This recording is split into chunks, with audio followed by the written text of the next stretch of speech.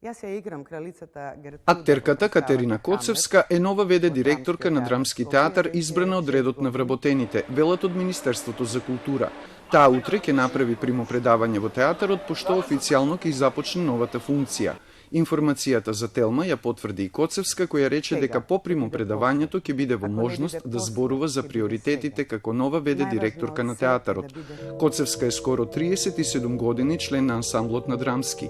Остварила над 30 улоги за кои добила повеќе странски и домашни награди, меѓу кои е и она за најдобро актерско остварување на Македонскиот театарски фестивал Војдан Чернодрински за ликот на Олга во представата Карамазови. Играла на филм и на телевизија, а автор е и на неколку изведени драмски текстови. Сега и тече првиот мандат како уметнички директор на фестивалот Војдан Чернодрински. Катерина Коцевска доаѓа на функцијата ВД директор на Драмски на местото на разрешената директорка Викторија Рангелова Петровска, која по професија е драматург и раководеше со театарот од септември 2018 година.